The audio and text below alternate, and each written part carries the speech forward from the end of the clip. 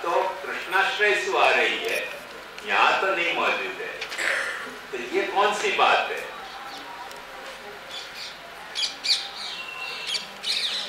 लक्षण उत्पत्ति लगे। हाँ, लक्षण उत्पत्ति लगे तो पूर्ण ब्रह्म और अक्षर ब्रह्म के लक्षण बताए। तो यशोद लक्षण आदि तक है, आगे जो कृष्ण परब्रह्म है वो परब्रह्म ऐसा है, तो वो लक्षण उत्पत्ति दे रहे। पूर्ण ब्रह्म को लक्षण अपने यहाँ पूर्णानंदता मानी है, तो लक्षणों को पत्ती बाकी है। आपके बाद जो आवे है, देखिए वाटर टैंक कंपार्टमेंट है, एक में बैठे तो दूसरे में नहीं बैठे, या बैठ सकते। ये उत्पत्ति को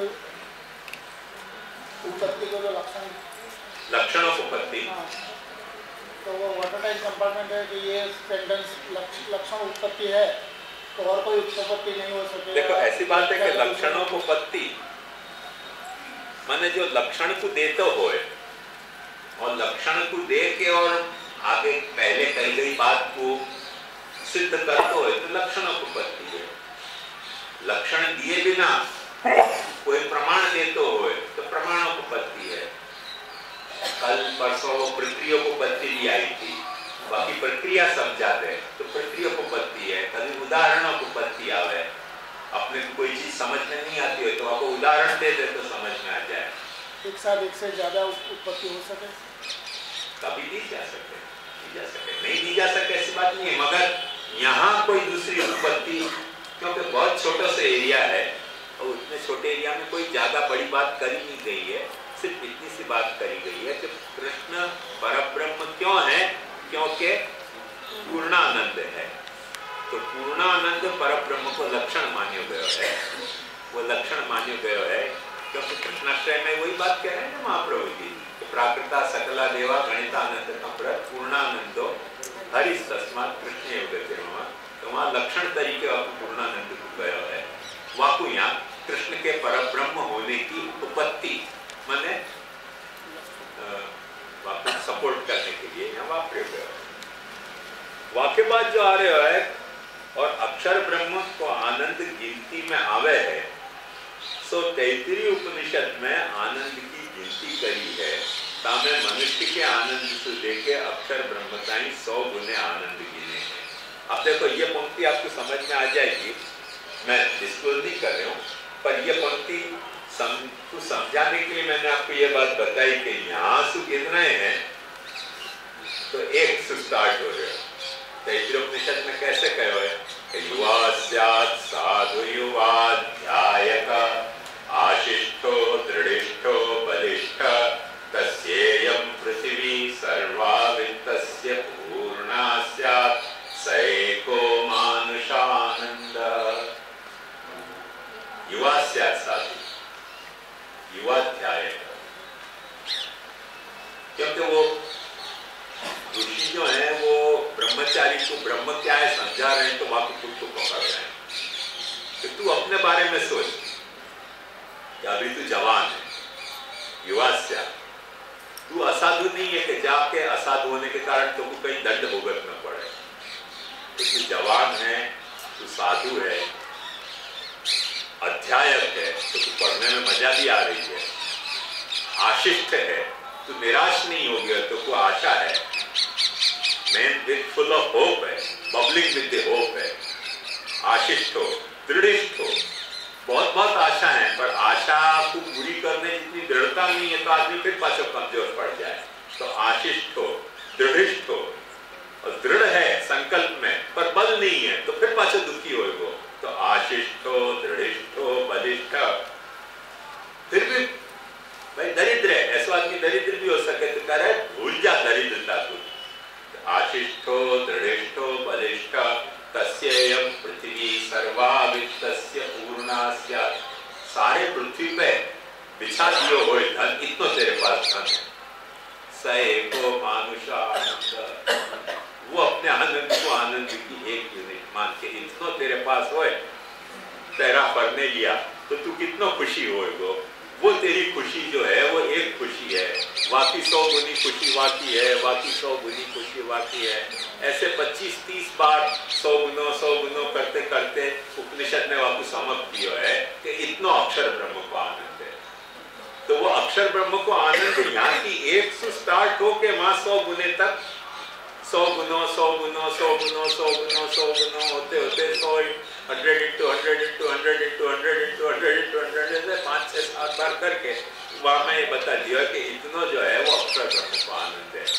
वो अक्षर ब्रह्म के आनंद को स्टार्टिंग पॉइंट है, एंडिंग पॉइंट नहीं है, क्योंकि एंडिंग पॉइंट पे वो पाछे इनफाइनाइट है, पर क्योंकि वो स्टार्टिंग पॉइंट वहां आपको मिल रहे हो है काउंटिंग में, वहां के लिए वाकु गणित आनंद कहा जा रहा है। ये बात मैंने इतनी लंबी चौड़ी जालियां करी कि नहीं तो आपको लगेगा कि एक बाजू कह रहे हो गणित है, एक बाजू कह रहे हो कि अगणित है, ये क्या गड़बड़ फैला रहे हो।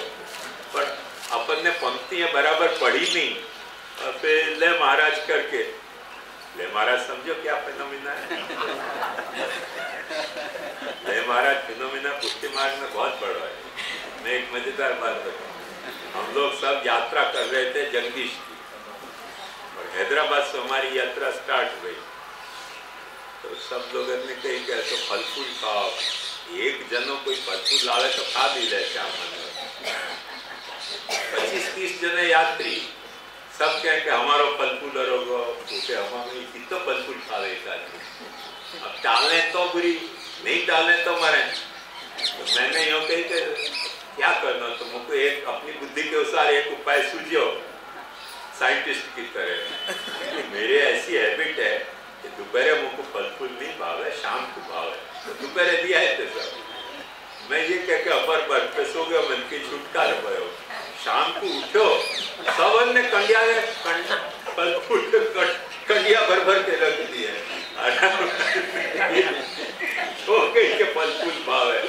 अब वो सब अपने अपने करंडिया सामने लाए तो एक एक फल लाए, वही में ही मेरी हड्डियां कांप रही थी, करंडिया भर भर के फल फूल आ गए। मैंने सब मन की अच्छी भाई कि मैंने तुमको दूध भावे नहीं कहीं नहीं तो एक भैंस और घुसा दिया। आपको नाम ले महाराज के क्यों कहीं पसंद आवे तो बड़ो ऐसे अपने पुष्टि मार्ग में ले महाराज जी बहुत चले, भूले चुके एक बात कही के पसंद आवे ले महाराज। तो एक आवे दो आवे, आदमी की शक्ति खत्म हो जाए तो तक आतो ही चले जाए सबके करंट दिया कितने फल फूल खाए को एक गोस्वामी श्याम परेशानी हो जाए। तब से मेरे मन में एक आइडिया हो गया कि पुष्टि मार्ग जो है वो ले महाराज का मुख्य सूत्र है पुष्टि मार्ग में कि कई क्यों के फल फूल भाव है तो ले महाराज। तो ये ले महाराज जो है वो तुरंत अपने हो जाए हर जगह। ये पुष्टि मार्ग की खासियत है ले महाराज। पर ले महाराज जी मत करो, थोड़ी धीरे से सोचोगे ना तो बात समझ में आएगी कि ये जो यहाँ से अक्षर ब्रह्म की गिनती स्टार्ट हुई वो यहाँ से गिनती स्टार्ट हुई है, पर वहां वो अनंत है। अब अपनी समस्या ये नहीं है कि वो अनंत है कि शांत है, अपनी समस्या है कि ये पंक्ति क्या है। चलो स्टार्ट।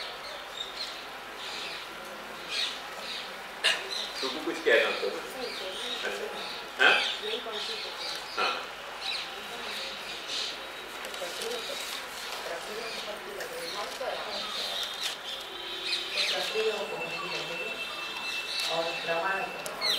फाइन, प्रक्रिया भी समझाई है, गिनने की प्रक्रिया क्या है वो भी समझाई है, और श्रुति वचन को प्रमाण भी समझाया है। तो यहाँ उत्पत्ति में दोनों नेचर क्लब रहे हैं, बहुत अच्छो। तासों श्री कृष्ण में अगणित आनंद है और अक्षर ब्रह्म में गिनती में आवे इतना आनंद है। ये पंक्ति क्या है? फाइन, जो बोले तो निहाल।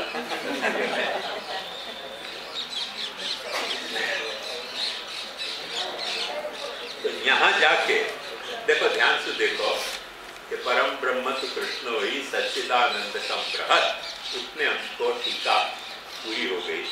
आगे नयो टॉपिक आ रही है। सो अक्षर ब्रह्म दो ही रूप वारो है, तामे एक सर्व प्रपंचात्मक। इतने जगत में जितने नाम रूप हैं तो अक्षर ब्रह्म को ही एक रूप है और दूसरो रूप प्रपंच से विलक्षण है। अर्थात श्रुति में जाको प्रतिपादन है, ज्ञानी जाकी उपासना करें हैं, ज्ञानी की मुक्ति को जो स्थान है और पुरुषोत्तम के रहिवे को जो स्थान है वो अक्षर ब्रह्म को दूसरो स्वरूप है।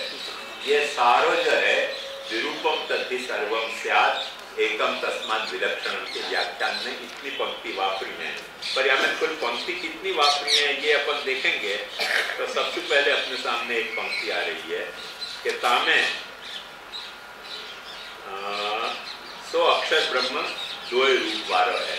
यहाँ में तो कोई व्याख्या नहीं करी है, सिंपल अनुवाद है, ये अपन देख सकते हैं। तामे एक सर्व प्रपंचात्मक, इतने जगत में जितने नाम रूप हैं तो अक्षर ब्रह्म को ही एक रूप है। ये पंक्ति क्या है? हाँ?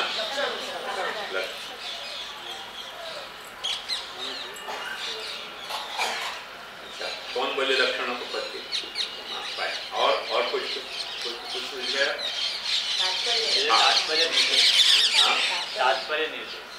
तात्पर्य निर्देश क्यों? क्योंकि सर्वस्व ये प्रपंचात्मक इतने जगत में जितने नाम रूप है बाकी जैसे निर्देश किए।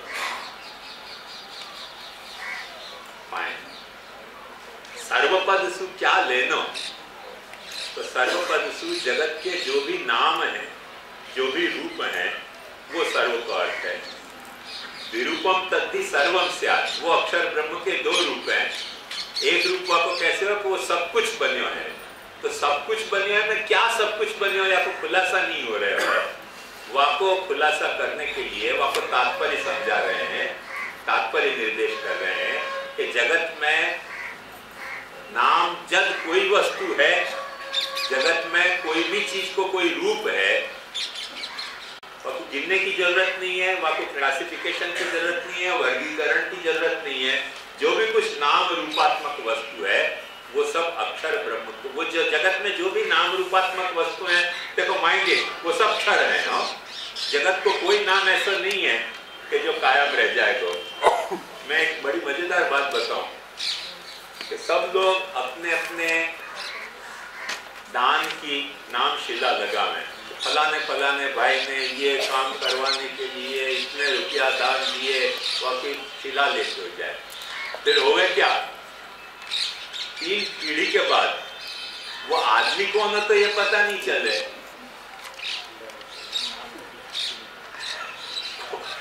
फिर लोग रिसर्च करते रहे कि भैया हते कौन, वो तो पता ही नहीं है।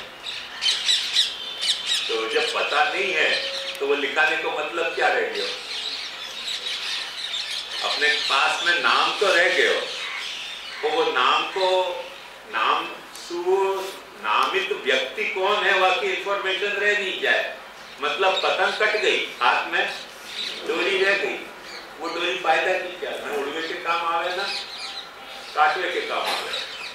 तो ऐसे नाम शिला लेखन में नाम रह जाए और वो नाम वाला बच्चों को अपने को पता ही नहीं चले, तो ये तकलीफ हुआ है।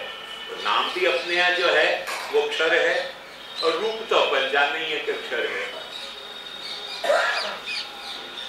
हमारे जतिपुरा में कभी जाओ ना, हमारे बालकन के तुलसी प्यारा में सबके नाम के शिलालेख लगाए हुए हैं। वहां भी यही हाल है, कौन सा बालक को कौन सा तुलसी प्यारा है पता ही नहीं चले। और बहुत सारे तो शिलालेख ही चुन गए, रूप भी चुन गए उनके, तो तुलसी प्यारा ही रह गए।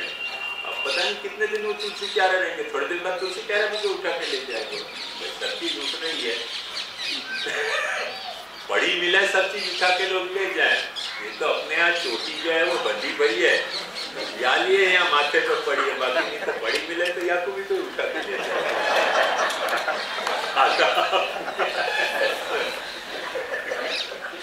बड़ी मिले कोई भी चीज उठा के ले जाओ, उठा के ले जाए, काम आवे कि नहीं आवे।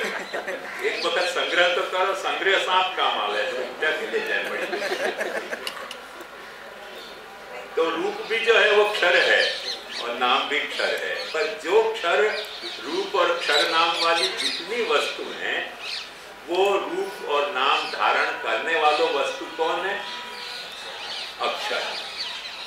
जो मैंने आपको दयानंद की बात बताई थी, अमृतस्य पुत्र, तुम अमरता के बेटा हो, मृत्यु के बेटा नहीं हो, तुम अमरता के बेटा हो। दयानंद ऐसे कहते थे। स्वामी विवेकानंद क्या? दयानंद या विवेकानंद? विवेकानंद दयानंद नहीं, सॉरी दयानंद बोलिए, नहीं विवेकानंद। विवेकानंद को एक पैक डायलॉग है तो अमृतस्य पुत्र।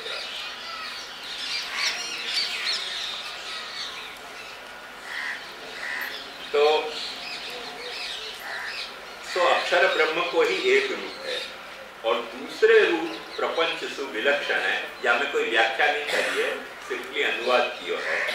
अर्थात श्रुति में जाको उपासन है। अब देखो यहाँ से व्याख्या शुरू हो रही है।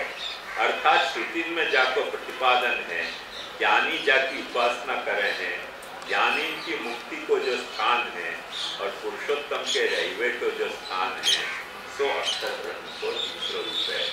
विलक्षण अक्षर ब्रह्म की विलक्षणता कैसे है? वाकु कितने ढंग से टीकाकार ने खूबसूरती से समझाई है कि एक तो जो सब कुछ बने हैं अक्षर ब्रह्म, वो सब कुछ बने भय अक्षर ब्रह्म को जानने के लिए श्रुति की दरकार नहीं है। तुमको आंख से दिख रही है कि ये धूप है, तुमको आंख से दिख रही है कि लाइट है, तुमको आंख से दिख रहा है कि ये माइक है, तुमको आंख से दिख रहा है कि ये टेबल है, तुमको कान से सुनाई दे रहे हो कि चिड़िया पोपट बोल रहे हैं। तो हमें श्रुति बोलेगी तब समझ में आएगा, ऐसा है नहीं।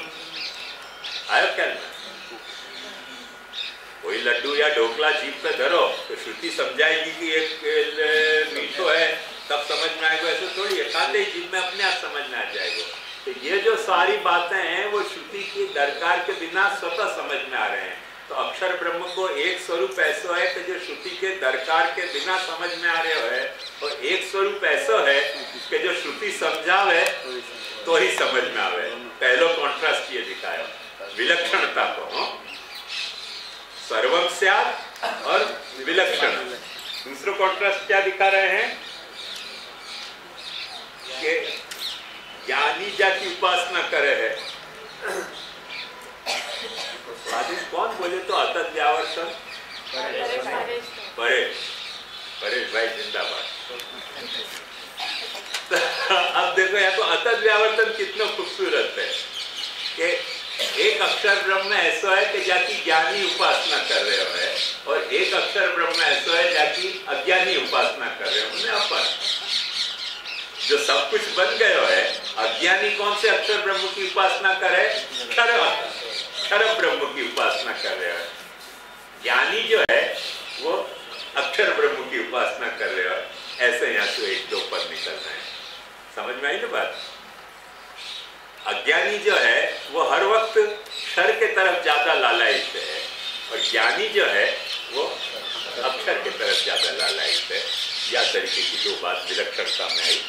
तीसरी बात देखो आ रही है, ज्ञानी की मुक्ति को जो स्थान है, जितनों भी क्षर है वो ज्ञानी के लिए भी बंधन को स्थान है।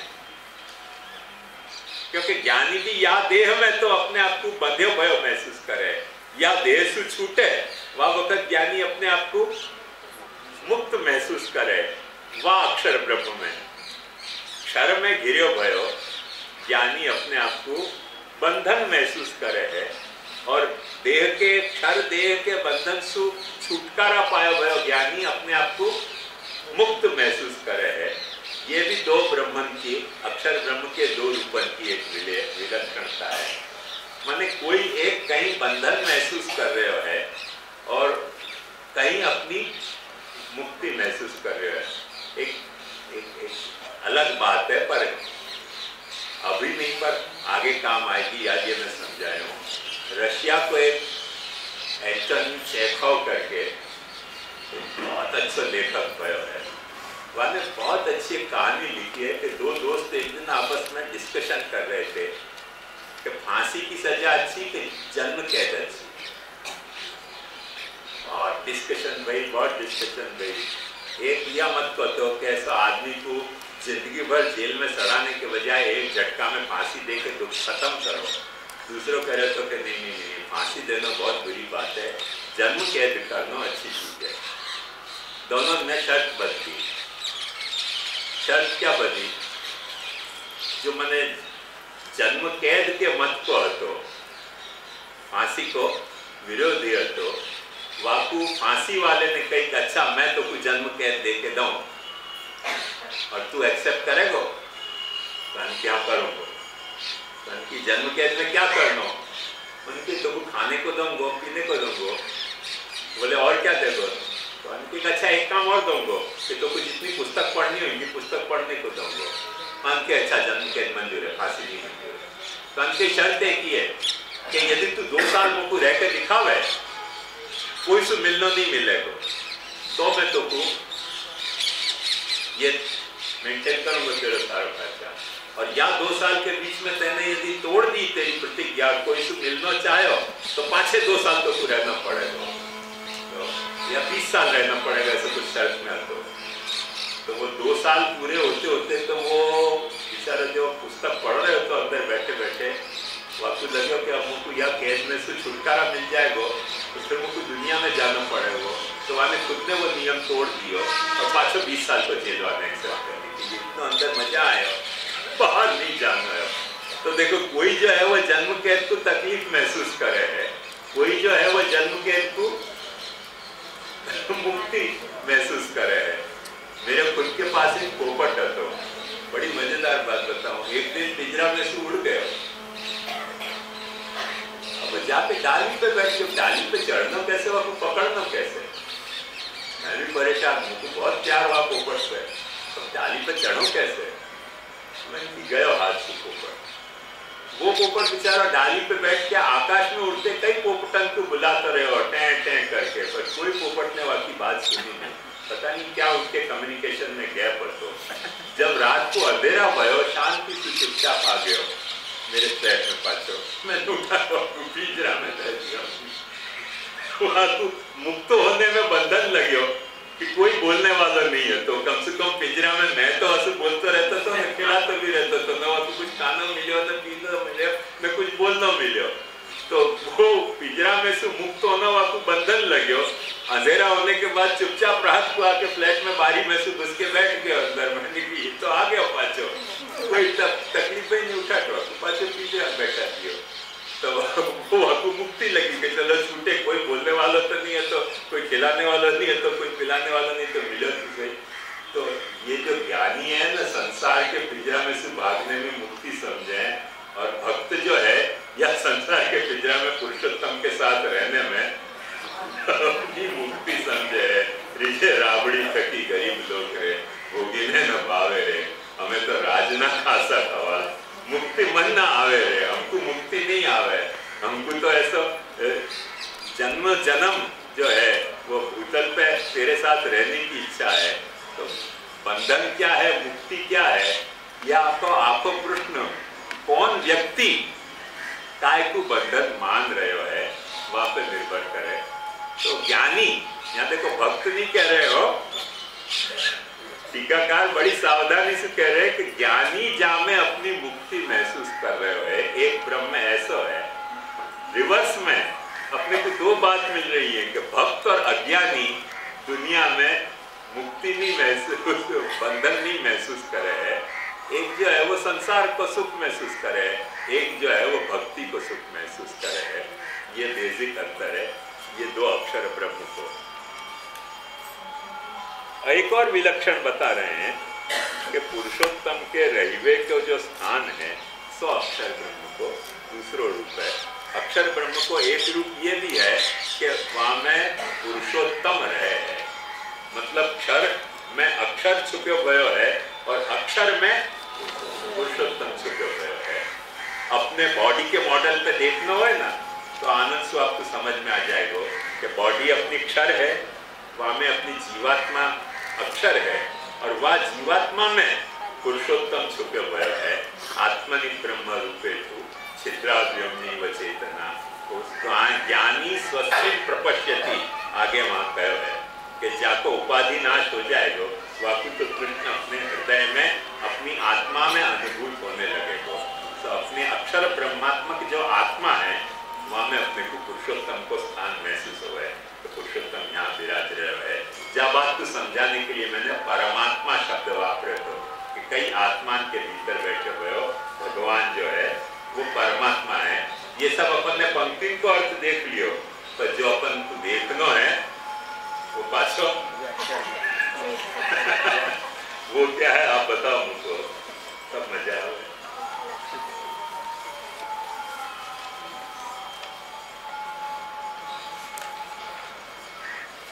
ये जो है सारी पंक्ति वो क्या है? हाँ?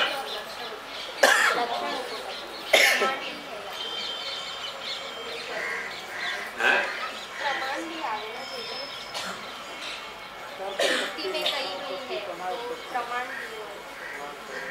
प्रमाण लक्ष्य प्रमाण कर लगता है। अच्छा, हाँ, यानी दो बात है, एक तो जैसे एक ग्रुप है वहाँ में जो पहली बात है कि इसको एक ग्रुप है जगत को सर्वम एकम से आए, वो तत्वों को बनती है। जैसे आपने वो जो बाकी जो है वो विलक्षण है, वो प्रमाण उपत्ति मुझे लगे। और जो दूसरो रूप कहो माने अपरम कहो वो अध्याहार लगे। अपरम कहो नहीं मूल श्लोक में टीका करने में ये दूसरो और एक अध्याहार। तो टाइम हो गया, नहीं तो मैं और एक्सरसाइज करा था, थोड़ा और ज्यादा लोई आपको पी तो, पर मैं सिर्फ रिजल्ट डिक्लेयर करूँगे। टाइम 6 बज गए।